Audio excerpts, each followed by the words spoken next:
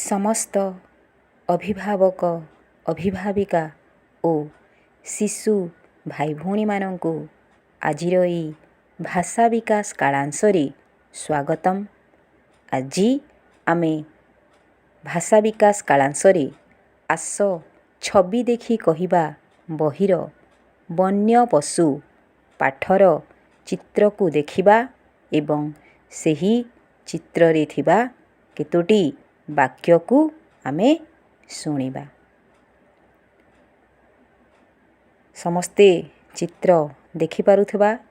एठी मांकड़र चित्र अछि, हाथीर चित्र अछि, बाघर चित्र अछि, सिंहर चित्र अछि, भालुर चित्र अछि, हरिणर चित्र अछि। एमाने समस्ते हेउछन्ति वन्य पशु।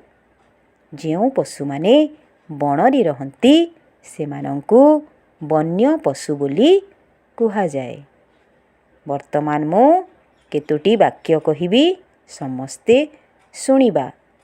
सबु शिशु भाई भौणी माने मन देई शुणिबो, धीरे धीरे मने रखिबा पई चेष्टा करिबो। हाथी डाळ भांगुछि। सिंह राजा पत्थर उपरे बसिछि। बाघ मामू धीरे धीरे छपी छपी आगकू आसुछि। भालू भाईना गुंफारे शोइछि। हरिण खूब जोर रे डिया मारुछि। मांकड़ हरिण हाथी दादा बाघ मामू भालू भाईना एमाने समस्ते बणरे रहन्ति। ताहेले आउ थरे मु वाक्य गुडी को कहि दउछि। सबु शिशु भाई भौणी माने मने रखिबा कहिबा पई चेष्टा करिबा। हाथी डाळ भांगुछि।